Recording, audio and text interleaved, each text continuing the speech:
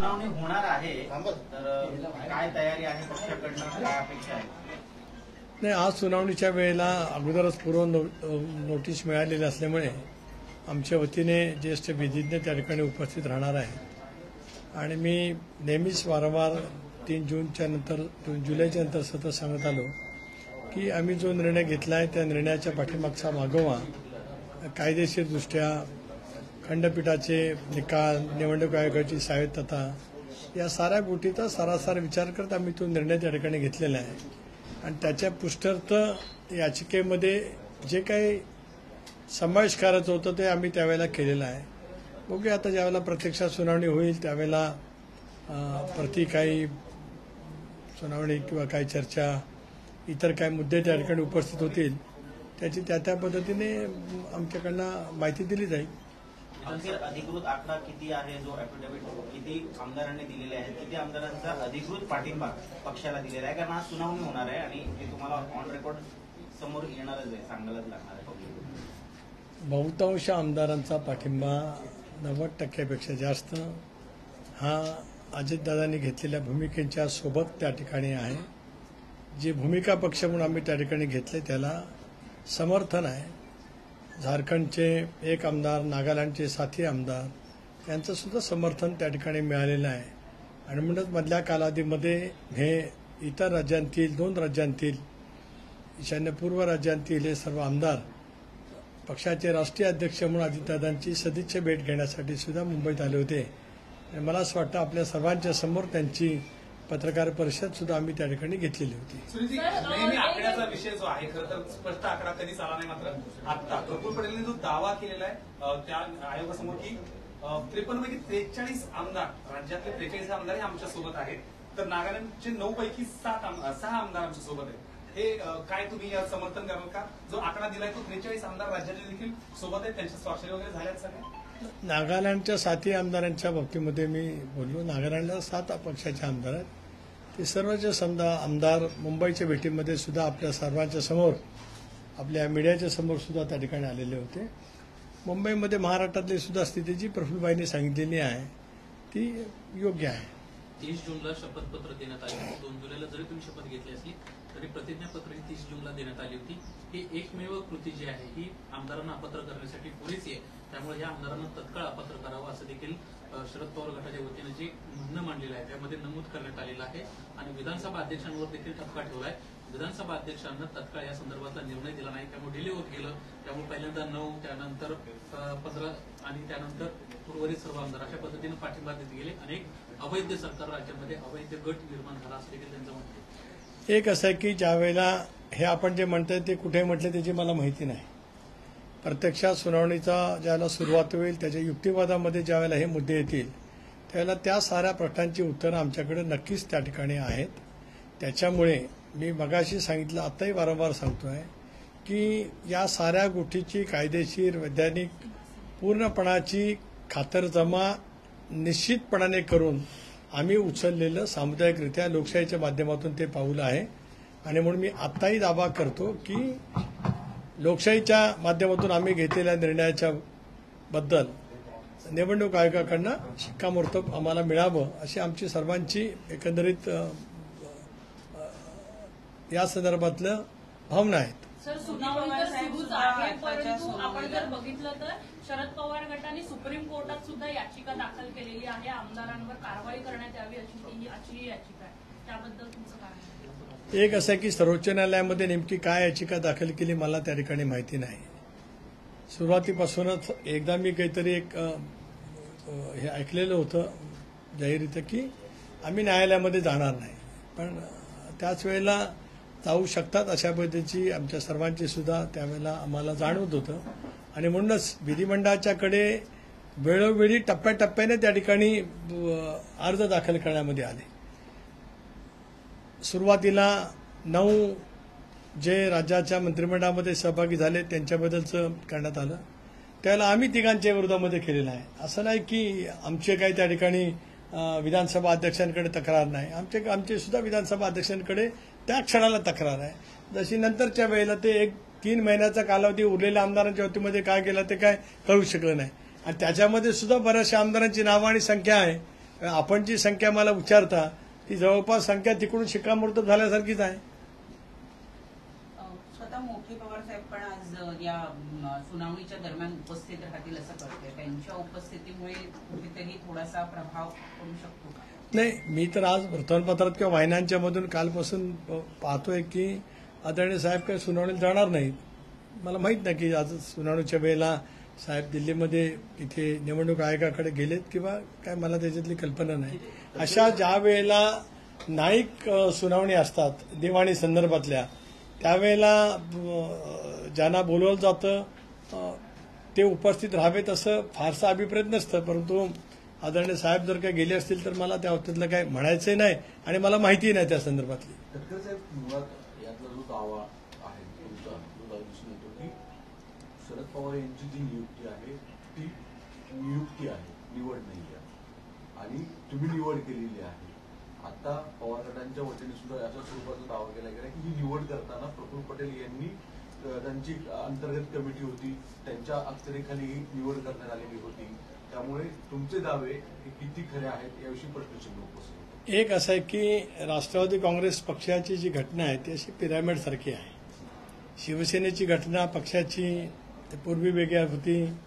नंतर ज्या वेळेला निवडणूक आयोगाने त्या संदर्भामध्ये काय भूमिका घेतली त्याला स्वर्गीय बाळासाहेब ठाकरे असतानाच शिवसेनेच्या घटनेमध्ये थोडासा बदल झाला. कारण आपण पाहतो की पूर्वी शिवसेना प्रमुख असं होतं, मग शिवसेना अध्यक्ष, कार्यकारी अध्यक्ष वगैरे वगैरे अशी बदल. राष्ट्रवादी काँग्रेस पक्ष स्थापन झाल्यापासून आमच्या घटनेमध्ये पिरॅमिड सारखी एक व्यवस्था आहे की तालुका म्हणजे ब्लॉक स्तरावरती क्रियाशील कार्यकर्त्यांच्याकडून ब्लॉक अध्यक्ष निवडले जातात आणि त्याच वेळेला जिल्ह्याच्या कार्यकारिणीवरती प्रत्येक तालुक्यातून काही सभासद त्या ठिकाणी जातात.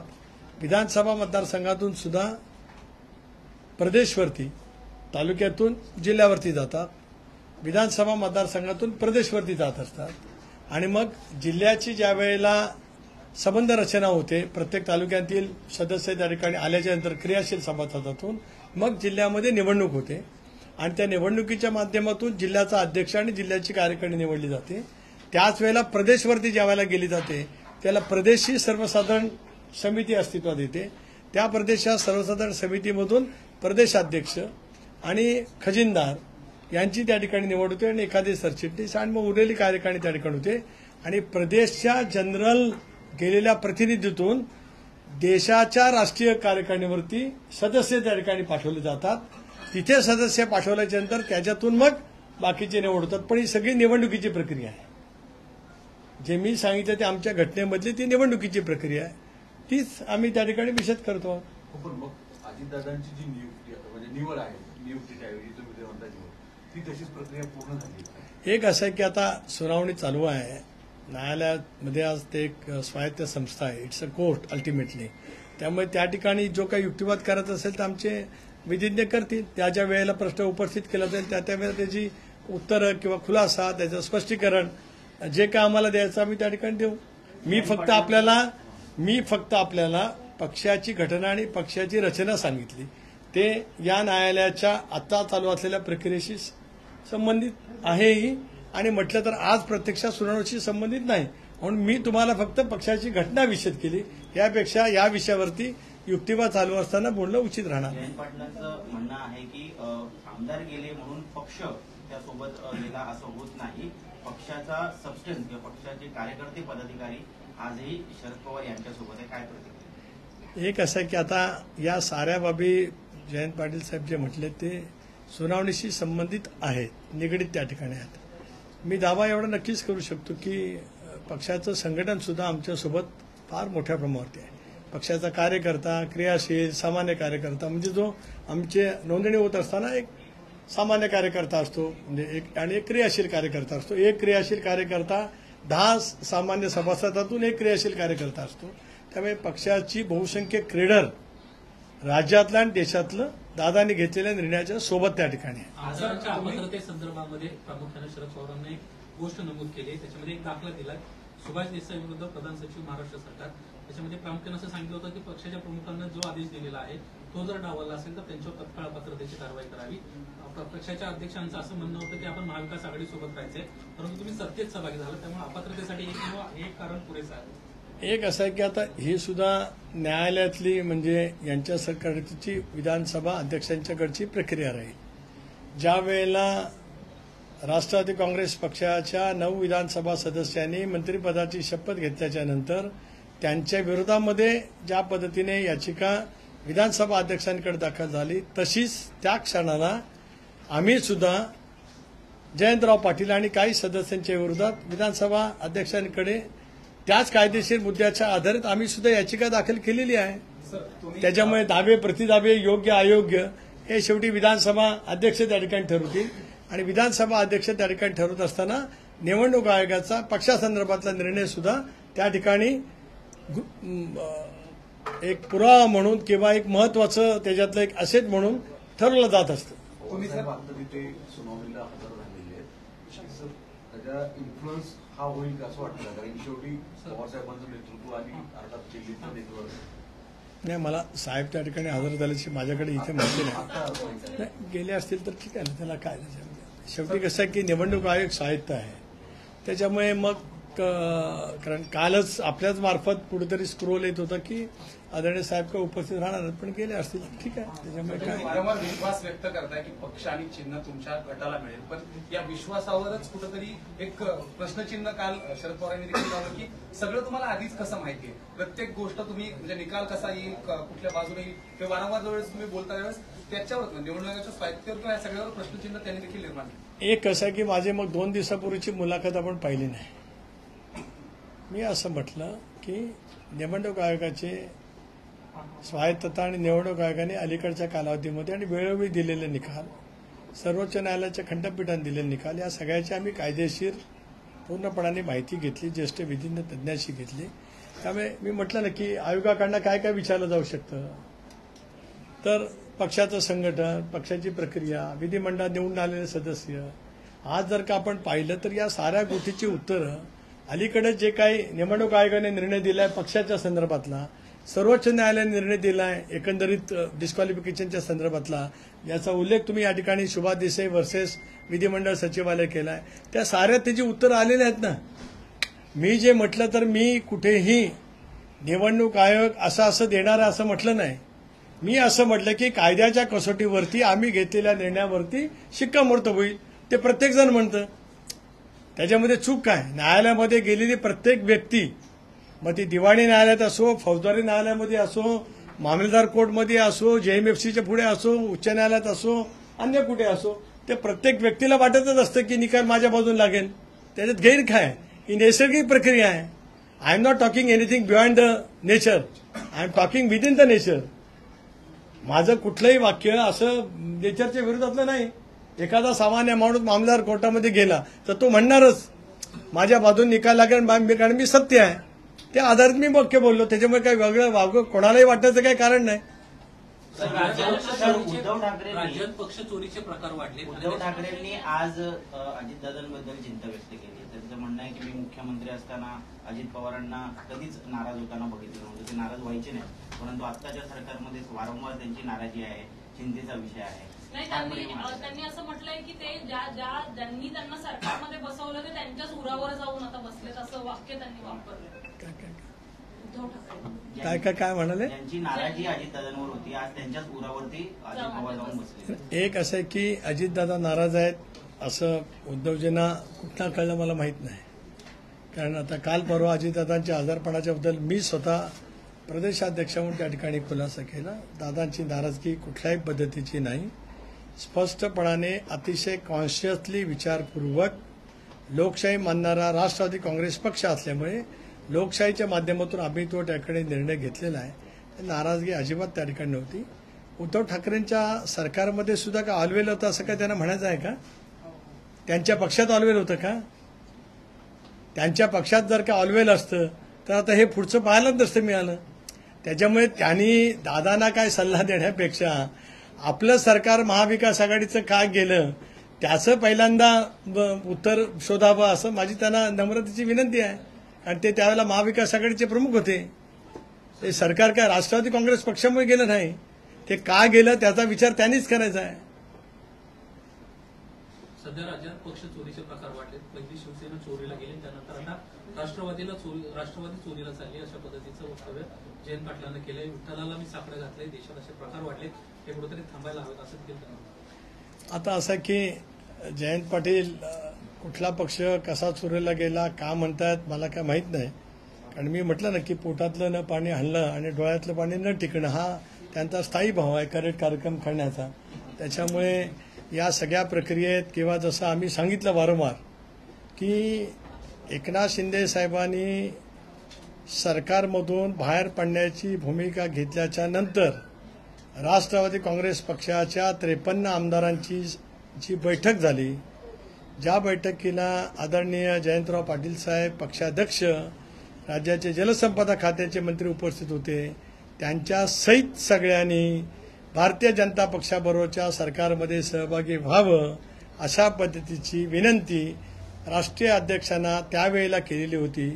असं वारंवार आम्ही सगळीकडे म्हणत आलेलो आहोत. त्याच्यामुळे आता हे अमकं हे तमकं वगैरे वगैरे किंवा आम्ही घेतलेल्या भूमिकेच्या नंतर सुद्धा अनेक काही घटना आहेत ज्याच्याबद्दल मी आज काही उल्लेख करू इच्छित नाही. मी सांगितलं की 14ला आम्ही बाहेरून पाठिंबा दिला, 17ला काही घटना चाललेल्या होत्या, 19ला सुद्धा कसं कसं झालं ते विषय आहेत. त्याच्यानंतर महाविकास आघाडीचं सरकार आलं तो विषय आहे. आताच्या अशा अनेक विषय आहेत. त्याच्यामुळे मला असं वाटतं की या सगळ्या विषयाची माहिती जयंतरावांना सुद्धा त्या ठिकाणी आहे. पण काही वेळेला काही गोष्टी बोलाव्या लागतात कारण ते बोलल्याशिवाय बोनाफाईड सिद्ध होत नसतात आणि म्हणून कदाचित जयंतराव तशा पद्धतीने बोलले असतील. याचा अर्थ जयंत पाटील सुद्धा भविष्यात कदाचित तुम्हाला समर्थन देतील असं काढायचं. मन की बात होता. करेक्ट कार्यक्रम कधी करायचा ते जयंतरावांना माहिती असल्यामुळे ते योग्य वेळेला कार्यक्रम करतील. सर, प्रफुल्ल पटेलांना जे आज निवडणूक आयोगामध्ये सांगितलं की 43 आमदार आमच्याकडे आहेत, आता तरी तुम्ही ती लिस्ट पब्लिश करणार आहे का? नेमकं कोण आहे किंवा कुठले आमदार आहेत? खरं 43 आहेत का आणखी पण आहेत, सांगणार आहे?